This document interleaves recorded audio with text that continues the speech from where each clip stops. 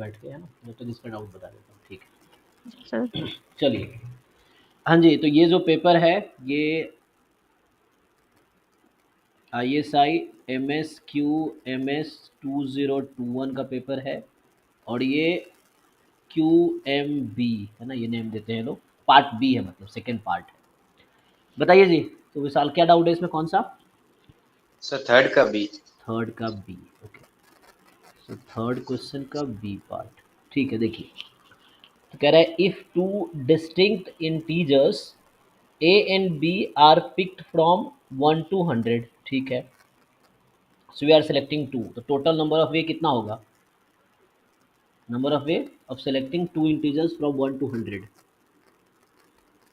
100 into 99। नहीं, अगर वो विथ परमुटेशन काउंट करोगे तो 100 into 99, और विदाउट परमुटेशन तो 100C2, ठीक है। तो उसको देखना है कैसे करना चाहते हो आप। Two distinct integers A and B are, मतलब ऑर्डर इंपॉर्टेंट है तो 100 into 99, ऑर्डर इंपॉर्टेंट नहीं रखना चाहते हो तो 100C2। जैसे 1 2 और 2 1 सेम रहेगा तो 100C2 होगा, और अगर डिफरेंट लेना चाहते हो तो 100 into 99, ठीक है। तो अब देखते हैं क्या कहना चाह रहा है कि if two distinct integers A and B are pick from 1 to 100 and multiplied, फिर उसने आपको मल्टीप्लाई किया उसको आपने, so what is the probability that the resulting number has exactly 3 factors? Okay, तो if two distinct integers a b are picked, ठीक है, आपने पिक किया, उसको मल्टीप्लाई किया, अब जो नंबर आया रिजल्टिंग नंबर मल्टीप्लाई होने के बाद, उसके पास सिर्फ 3 फैक्टर है। तो यू नो व्हाट, क्या कहना चाह रहा है, जैसे एग्जांपल के लिए मैं अगर एक नंबर 1 ले लेता हूँ और एक फॉर एग्जांपल 3 ले लिया, तो 1 into 3 कितना हो गया? 3। तो इसके पास तो 2 ही फैक्टर होंगे, 1 and 3, है ना।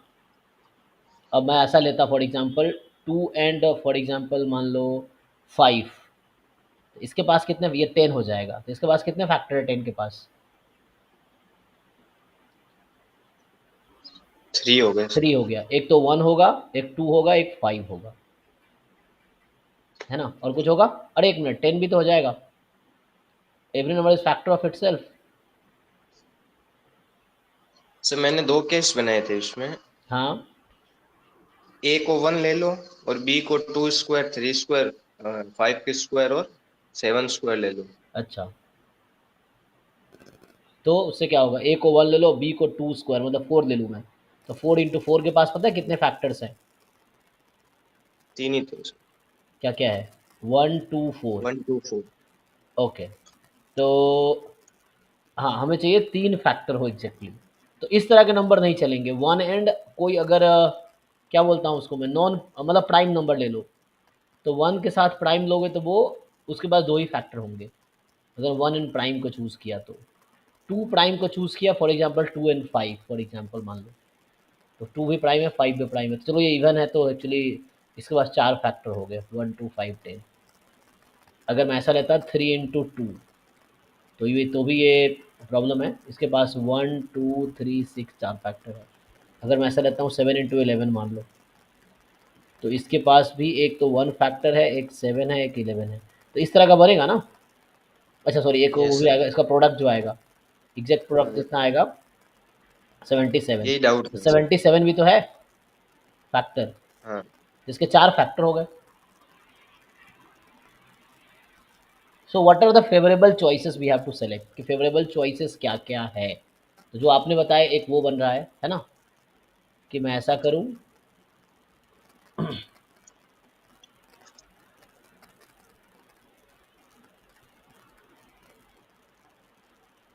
सो क्या क्या फेवरेबल चॉइसेस है। 1 के साथ कोई आप ऑड नंबर नहीं ले सकते, तो उसके बाद 2 ही फैक्ट, ऑड कह रहा हूँ सॉरी, 1 के साथ कोई आप प्राइम नंबर नहीं ले सकते, अगर 1 और प्राइम चूज करेंगे। सो हमें बस ये देखना है कि what are the possible pair A B, ये बताओ। टोटल तो हमें पता है कि 100C2 कर लेते हैं हम, विदाउट ऑर्डर काउंट कर रहे हैं। सो टोटल 100C2 है ना। अब बताओ वो पेयर में क्या क्या लेना चाहोगे, तो व्हाट आर पॉसिबल पेयर्स? 1 4 1 9 चलो 1 2 स्क्वायर, 1 के साथ 3 स्क्वायर, 5 स्क्वायर और 7 स्क्वायर।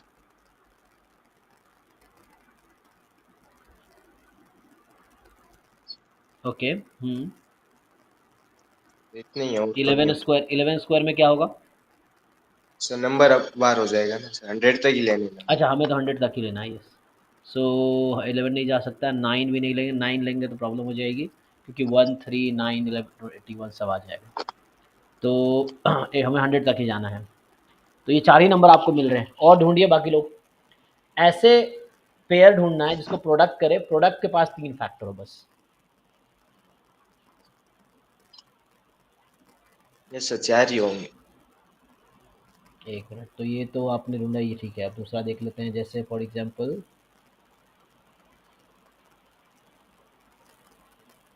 1 तो हमेशा फैक्टर रहेगा, तो उसका, तो 1 तो ऑलवेज फैक्टर रहेगा, और जो नंबर प्रोडक्ट आएगा वो फैक्टर रहेगा ही।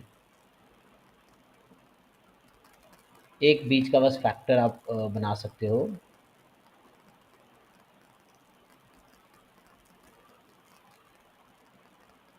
तो वैसे तो ये हो जाएगा फिर। अब देखो, इसका मैं ऑर्डर काउंट नहीं कर रहा हूँ। जैसे मान लो, अगर जैसे आप कहते हैं 100 टू 99, तो वो लेता तो मुझे 8 पेड़ लेने पड़ेंगे, तो वैसे 4 अपॉन ये आंसर हो जाएगा। तो इसे आएगा ये 100 इंटू 99/2, ये आंसर बनेगा 8/99 100, ऐसा कुछ। क्या आंसर दे रखा है? सर यही है। ठीक है, फिर हो गया, है ना? तो आपको आई थिंक यहाँ कन्फ्यूजन था, या क्या डाउट था? नहीं सर, मैं प्राइम काउंट कर रहा था, मेरे को यही पूछना था दोनों प्राइम क्यों नहीं हो सकते। हाँ, तो समझ मैं में आ ही उनके गया होगा। टोटल को ऐड नहीं कर रहा था, 4 हो रहे थे। हाँ, यस यस, जैसे मैंने 3 और 5 ले लिया, तो ये प्रोडक्ट 15 हो गया। 15 के पास 1 फैक्टर है, 3 फैक्टर है, 5 फैक्टर है, 15 भी फैक्टर है, तो 4 फैक्टर होगा। ठीक है, तो यही 4 पेयर रहेंगे। Favourable outcome are this, total outcomes are 100 C2, जो कि होगा 100 to 99/2, and the favourable outcomes are only 4, तो 4 out of 100 C2 is the answer. Okay. Sir इसमें ऑर्डर काउंट कर रहे हैं क्या हम लोग? नहीं, ऑर्डर काउंट करेंगे तो, अगर विथ ऑर्डर आप लेते, for example in the sample space you are taking 100 into 99 elements sample space में, तो यहाँ पे आपको 2 स्क्वायर एंड 1 अलग काउंट करना पड़ेगा, 3 स्क्वायर एंड 1 अलग है, 5 स्क्वायर एंड 1 अलग है, 7 स्क्वायर एंड 1 अलग है। तो उस केस में 8 अपॉन ये करना पड़ेगा आपको। क्लियर है? आंसर तब भी सेम आएगा। मल्टीप्लाई कर रहे हैं क्योंकि इसलिए ऑर्डर इम्पोर्टेंट नहीं है, क्योंकि आंसर तो सेम ही आएगा। यस। मतलब 4,1 ले या 1,4 ले, हाँ, तो इसलिए इसीलिए नहीं तो काउंट उस कर रहे। केस में number of element in the sample space 100 C2 होगा, तो number of element in event 4 आया एक्चुअली। ठीक। एक केस ये है, जैसे 1,4 4,1 are the same, order is not important, तो वो कॉम्बिनेशन हो गया। So the in the sample space you have to select 2 number out of 100, the total number of way is 100 C2, ये हो गया। And then we are counting out of that 100 C2 numbers how many have 3 factors, there are 4 only. तो यहाँ से answer हो गया 4/100 C2। ठीक। दूसरा तरीका है कि व्हेन यू सी कि number of element in the sample space is 100 into 99, तो जब आप 100 इंटू 99 कर रहे हैं, you are considering the order, तो उस केस में 1 4 एंड 4 1 आर डिफरेंट। ठीक। तो इस सिचुएशन में number of element in the sample space will, sorry, number of element in the event favourable outcome will be 8, and still answer आपका same रहेगा।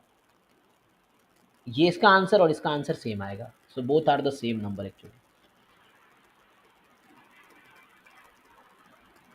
Clear है? जी सर, ठीक। ठीक। चलिए, तो आगे आते हैं। तो इसमें और कोई डाउट है बताइए, जिन लोगों ने ट्राई किए हैं। हाँ जी, विशाल आपने कराई है, बाकी लोग सर ट्राई करके। सेकंड के बी का थोड़ा हिंट दे दो। सेकेंड के बी, तो इंटीग्रेशन कैसे? हाँ हाँ हाँ, तो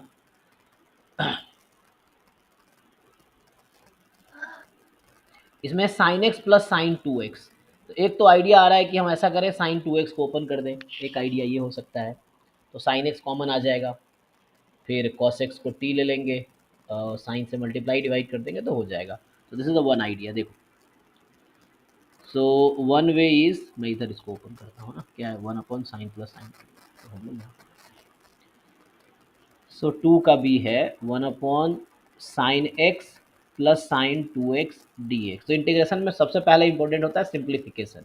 आप सिंप्लीफाई करके उसको रिड्यूस करो टू सिंपलेस्ट फॉर्म, जिसका इंटीग्रेशन पॉसिबल हो आसानी से। सो पहले तो हम सिंप्लीफाई करेंगे। So this is sine x, अगर मैं साइन 2x को लिख देता हूँ, मान लीजिए 2 sin x cos x dx। So we can bring sine x, है ना, तो हम लोग साइन एक्स को कॉमन ले सकते हैं।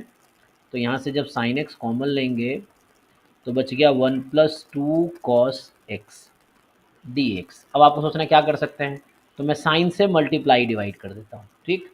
तो now what can I do, sine x D x, और साइन स्क्वायर को लिख सकता हूँ 1 - कॉस स्क्वायर एक्स, ठीक। अब मैं कॉस एक्स को टी मान लेता हूँ, क्या हो गया ये, D T upon 1 - T square 1+2t।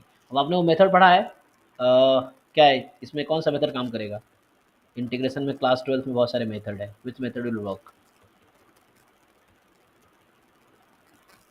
इसको क्या बोलते हैं, कौन सा मेथड है, चलो मैं आपको नाम इसको लिखता हूँ, ए अपॉन आप इसको 1 - टी करेंगे, बी अपॉन 1+t करेंगे, सी अपॉन 1+2t करेंगे, कौन सा मेथड है, इसको क्या बोलते हैं, पार्शियल फ्रैक्शन मेथड सुना आपने,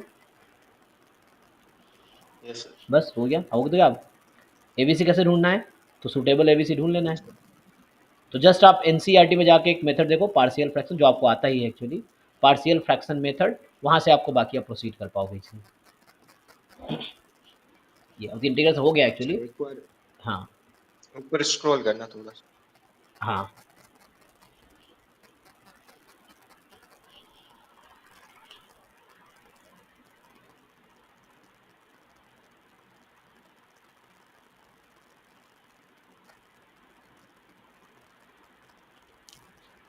अच्छा थोड़ा माइनस का लोचा हो जाएगा, माइनस साइन का डेरिवेटिव क्या होता है, कॉस का डेरिवेटिव माइनस साइन है, माइनस जाएगा बाहर, मतलब मैंने क्या किया यहाँ पे सब्सटीट्यूट किया है टी बराबर कॉस एक्स, तो डी टी होगा मेरा कॉस एक्स का derivative minus sine x D x, एक माइनस बाहर आएगा, तो मैंने माइनस मिस किया है, तो ये माइनस बाहर आएगा, या माइनस बाहर चलेगा, ठीक है। ठीक है सर। चलिए तो और देख लो, और कोई डाउट रह गया हो 2021 वाले पेपर में, 21 का ये ना ये, हाँ 21 का ये पी एस ए है, पी एस बी है, ये पी एस ए भी है यहाँ पे ऑलरेडी, वो देख सकते हैं।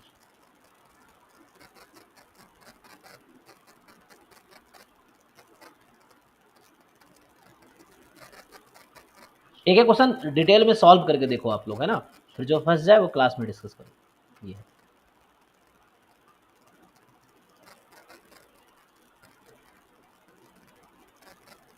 और अगर क्लास तक वेट नहीं होता है तो रात को 10 से 11 डाउट क्लास होती है, 10 से 12 इनफैक्ट अब हो रही है, तो उसमें भी ज्वाइन करके आप पूछ सकते हो।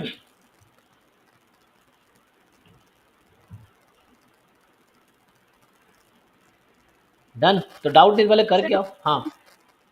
सर, जैसे कोई कोई क्वेश्चन होते हैं ये सब्जेक्टिव पार्ट में, हम्म, वहां पे जैसे सोल्यूशन जैसे 2 या 3 लाइन की होते हैं, पर वो लोग मार्क्स दे के रखते हैं 8 या 9 मार्क्स के। यस, तो मतलब उसमें कैसे जस्टिफाइड है वो मार्किंग डिस्ट्रीब्यूशन जो रहता है उसका? हाँ, तो ये लोग कैलकुलेशन के मार्क्स नहीं देते हैं, कॉन्सेप्ट के मार्क्स देते हैं। जैसे मैंने इतने लाइंस लिखे हैं ना अभी, आप देखोगे मैंने इतने लाइंस लिख दिए, आप सीधा चाहो तो पहले लाइन से सीधा आप यहाँ पे आ सकते हो, या इनफैक्ट सीधा यहाँ आ सकते हो, या चाहो तो सीधा यहाँ आ सकते हो। तो यहाँ पे एक मार्क्स इसका हो सकता है कि आपने कॉसेक्स को सब्स्टिट्यूट किया है, तो वो स्टेप मार्किंग ऐसे डिसाइड होती है, क्योंकि वो कैलकुलेशन के यहाँ मार्क्स नहीं है, यहाँ मार्क्स है कॉन्सेप्ट के, कि आपने क्या यूज़ किए, यहाँ हमने यूज़ किए सब्स्टिट्यूशन मेथड, तो यहाँ मार्क्स होगा। फिर ये स्टेप आप छोड़ देंगे तो भी कोई दिक्कत नहीं है, यहाँ पे मार्क्स होगा। तो यहाँ यूज़ होगा पार्शियल फ्रैक्शन मेथड, तो यहाँ पे फिर मार्क्स आएगा। फिर यहाँ ए बी सी कैसे निकल रहा है वो इंपॉर्टेंट नहीं है, ए बी सी क्या निकल रहा है वो इंपॉर्टेंट है, और सही निकल रहा है कि नहीं निकल रहा है, मतलब आप कैलकुलेशन नहीं भी दिखाओगे चलेगा, but you should tell the correct value of A B C, तो यहाँ पे मार्क्स होंगे इसके, कि ए बी सी क्या आया, फिर ये आंसर के मार्क्स होंगे। तो ऐसे करके वो लोग ब्रेक करते हैं स्टेप्स के। तो अगर आप बहुत डिटेल में लिखते हैं तो आपके कोई मार्क्स नहीं जाएगा, क्योंकि आपने बहुत सारे एक्स्ट्रा स्टेप लिखे हैं जिसका कोई प्रॉब्लम नहीं है, निगेटिव मार्किंग थोड़ी होगी कि एक्स्ट्रा स्टेप लिख दिया आपने, बट ऑल रेलिवेंट स्टेप वहाँ पे होने चाहिए जिससे आपका सॉल्यूशन कनेक्टेड हो, ये है। अच्छा। हाँ, तो आंसर सही आने चाहिए, तो यहाँ पे मार्क्स होगा, आंसर करेक्ट आया तो यहाँ मार्क्स आपको स्टेप फिक्स होंगे कितने मार्क्स देने हैं, नहीं करेक्ट आया तो उसके कटेंगे। फिर बीच के जो फर्दर जहाँ उन्होंने ब्रेक डिफाइन कर रखे हैं कि कहाँ कैसे होगा, तो वहाँ पे मार्क्स होते हैं।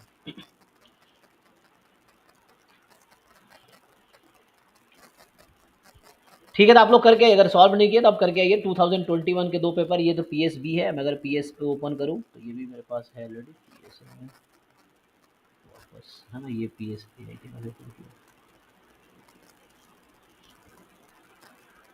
ये हाँ ये क्यूएम है ना, तो ये ए पार्ट है 2000, ये आईएसआई एमएस क्यूएमएस है ना, तो क्यूएम ए पेपर है 2021 वाला जो आपने ग्रुप में भेजे हैं अभी। तो ये सब आप सॉल्व कीजिए, जिसमें अगर लगे प्रॉब्लम है तो आप पूछिए, आसान आसान क्वेश्चन हैं ऐसे तो।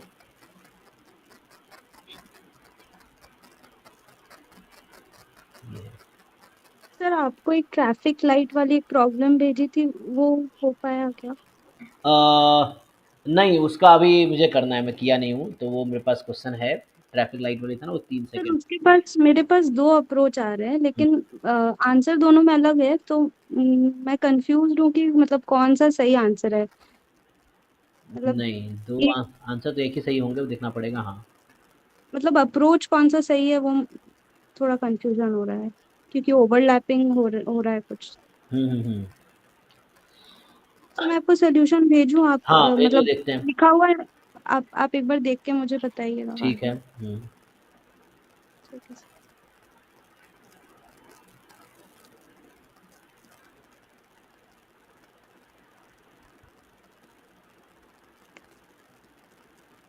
तो मैं रात तक लिख के भेजती हूँ, मतलब वो हाँ, रफ कोई में दिक किया हुआ है हाँ, तो। आप ठीक से लिख के भेजिए, हाँ फिर मैं भी ट्राई करता हूँ, आप भेजिए पहले फिर देखते हैं, है ना? तो इसको जी मैं सर। ट्राई करता हूँ। ठीक है, चलिए, थैंक यू। अभी के लिए स्टॉप करते हैं फिर। आप लोग ये कंप्लीट करके आइए, तो जैसे अभी अभी के लिए क्या है, 2021 में जो डाउट जिन लोगों ने ट्राई किया उसका बताया हमने, 2022 का भी एक क्वेश्चन डिस्कस किया हमने आज, और 2021 का भी डिस्कस किया जो डाउट था। तो अगली क्लास में फिर से 2021, 2020, 2019 यही पेपर अवेलेबल है ना, आई थिंक 18 का भी है अवेलेबल साइट पे। तो जो भी अवेलेबल है इसको ट्राई करके आइए और मुझे भेजिए पेपर, तो एक बार हम डाउट डिस्कस करें, कंप्लीट करेंगे। जरूरी नहीं सारे क्वेश्चन कराने ना, अगर आपको आते हैं मोस्ट ऑफ द क्वेश्चन, जहाँ डाउट है वहाँ हम डिस्कस करेंगे, है ना। तो आप इसको कंप्लीट करके आइए, कोशिश कीजिए कि 1-2 दिन में इसको निपटा लो पूरा PYQ। उसके बाद फिर आप बाकी प्रैक्टिस क्वेश्चन और सिलेबस रिवाइज करो, उसमें जो डाउट हो वो डिस्कस करो मेरे साथ, ये है। तो इसको आप लोग कंप्लीट कीजिए पेपर्स, और फिर नेक्स्ट क्लास में डाउट पूछिए जब नेक्स्ट टर्न आएगा। तो आज तो आई थिंक सैटरडे आपकी क्लास होगी अब, हाँ, आपकी सर क्लास ना सैटरडे है अब। तो सैटरडे को ये पूरा सैटरडे तक आप कंप्लीट कर लीजिए 2021 का भी दोनों पेपर, 20 के भी, 19 के भी, 18 के भी, सब्जेक्टिव ऑब्जेक्टिव दोनों पार्ट। जो डाउट है एक जगह कलेक्ट करके रखिए, लिख के रखिए कि इस क्वेश्चन में क्वेश्चन नंबर ये लिख के रखिए, and one by one Saturday discuss करके इसको कंप्लीट कीजिए। फिर आप फोकस कीजिए सिलेबस पे, और उस पे सिलेबस से रिलेटेड जो प्रैक्टिस क्वेश्चन हैं, चाहे वो JEE के हो, मेंस एडवांस के, या NCERT से हो, या किसी बुक से हो, तो उसके लिए प्रैक्टिस ज़रूरी है आपको, क्योंकि PYQ करने के बाद आपको आइडिया मिल गया ना कि क्या पूछा जा रहा है। सो आप जब क्वेश्चन प्रैक्टिस करोगे तो आपको समझ आएगा, चाहिए क्वेश्चन रिलेटेड है, ये नहीं है, ऐसे क्वेश्चन आते हैं, तो एक आइडिया मिल गया। सिलेबस और PYQ एक रेफरेंस के लिए है, उसके बाद आप बहुत सारे क्वेश्चन प्रैक्टिस करो सिलेबस पे बेस्ड, कहीं से भी, किसी बुक से या जहाँ से भी मिलता है आपको। चलिए, तो अभी स्टॉप करते हैं, thank you and good night, बाकी सर सैटरडे जी। सर एक कंसेप्ट था सर, x+y+z=10, तो कितने नंबर ऑफ सॉल्यूशन होते हैं सर? ऐसी प्रॉब्लम आती है ना, क्या क्या फिर से बोलो। तो सर उसमें थोड़ा डाउट हो, ये नंबर ऑफ सॉल्यूशन हाँ हाँ, तो ये नेगेटिव इंटीजर नंबर ऑफ होता है, इसमें x more than equal to zero का अलग होता है, और x belongs to natural number. यहाँ x जीरो या मतलब है ना इंटीजर है, more than equal to zero, x is integer, तो इंटीजर मतलब वही बोल रहा हूँ, जीरो इंक्लूडिंग नेचुरल नंबर। तो इसका फॉर्मूला है, एक्चुअली तुम्हें फॉर्मूला इजीली मिल जाएगा। एक तो ये है कि x को तुम, x और y जो है उसको आप natural number including zero count कर रहे हो, और एक में है कि x y can take only integer value. तो इसका डायरेक्ट फॉर्मूला है, एक तो मुझे याद है आई थिंक, ये इनफैक्ट इसका फॉर्मूला है, x1 plus x r is equal to n, मान लो ये है, जहाँ पे एक्स आईज होंगे natural numbers union zero, I think इसका है। तो इसका कुछ आता है n-1 चूज r-1, इसको देखना पड़ेगा, ये फॉर्मूला डायरेक्ट मिल जाएगा, कहीं भी मिल जाएगा, ऑनलाइन भी तुम सर्च कर सकते हो, तुम्हें मिल जाएगा। या भी मैं देखता हूँ, क्योंकि मैं कई बार भूल जाता हूँ चीज़ें, बट इसका डायरेक्ट फॉर्मूला है। तो इसका अलग फॉर्मूला है और इसका अलग फॉर्मूला है, सिर्फ नेचुरल नंबर, इसके लिए आई थिंक फॉर्मूला है n-r+1 चूज r-1, एक का ये फॉर्मूला है और एक का ये फॉर्मूला, ये देख लो। तो इसको जैसे आप कंफर्म कर लो, ऑनलाइन गूगल कर सकते हो, बुक में भी एक बुक है जहाँ पे ये फॉर्मूला दे रखा है, बुक का है अ वॉक थ्रू कॉम्बिनेटोरिक्स, ये बुक का ना PDF मिल जाएगा गूगल पे, walk through combinatorics by, I think इसका है, ये बेला बोला बस का है या मिल्कोस बोना का है। ये गूगल करो, ये बुक इसका ऑथर मिल, या तो मिल्कोस बोना होगा या बेला बोला बस होगा। Okay sir. हाँ, तो ये इस बुक में ये सब फॉर्मूला है ऑलरेडी, या ऑनलाइन भी सर्च करोगे तो मिल जाएगा। तो मैं रफली बता दे रहा हूँ, या तो ये है या ये है। तो ये जहाँ तक मुझे याद है ये वाला है, उसको बस वेरीफाई कर दो तो उससे आंसर आ जाएगा। तो इसका हो जाएगा n की जगह 10 है, और r, इस क्वेश्चन को मान तुम्हें सॉल्व करना है तो r की जगह 2 है और n की जगह 10 है। तो लगा लो कौन सा फॉर्मूला लगाना है। नेचुरल नंबर सॉल्यूशन में इंक्लूड करने हैं तो ये फॉर्मूला लगाओ, इंक्लूड नहीं करने हैं तो ये लगाओ, इस तरह से। जैसे वेरीफाई करना, हो सकता है इंटरचेंज भी हो रहा हो, उल्टा भी हो रहा हो, इसका ये हो इसका ये हो, तो मुझे एक बार वेरीफाई करना पड़ेगा उसके लिए।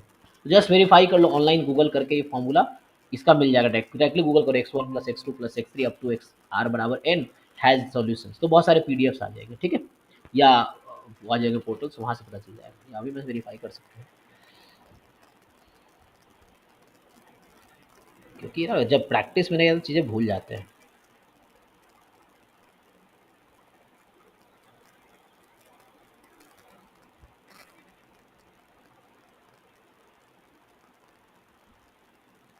सो ये बता रहा है कि इसका जो फॉर्मूला होता है नॉन नेगेटिव इंटीजर सॉल्यूशन, मतलब ये मैं जैसे अगर वेरीफाई कर देता हूँ जो मैं कह रहा था, x1 x2 x r n है, तो ये ईच xi जो होगा, xi is non negative integer, मतलब xi is natural number including zero, ये हो सकता है। तब इसके नंबर ऑफ सॉल्यूशंस कितने होंगे, तो नंबर ऑफ सॉल्यूशंस जो होंगे, तो इसका फॉर्मूला है, इसका ये है n माइनस आर, सॉरी एक मिनट, इसका इन्होंने लिखा n, अच्छा मैं तो थोड़ा गलत लिख रहा था, n + r-1 चूज़ r-1, ये फॉर्मूला था, यहाँ थोड़ा मुझे करेक्ट करना पड़ेगा, ये मैं कर रहा था n + r-1।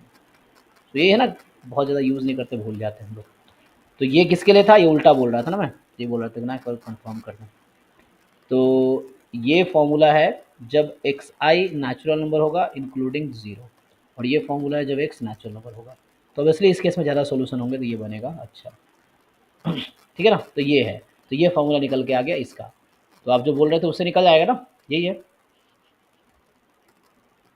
यस सर मुझे। बस वही है, तो इससे मिल जाएगा। अब इससे आपका, अब ये इस तरह क्वेश्चन जो भी आए, आर देखना है कितने टर्म्स हैं और एन मतलब राइट में क्या है, बस उससे ठीक। चलिए तो अभी के लिए स्टॉप करते हैं, थैंक यू, गुड नाइट।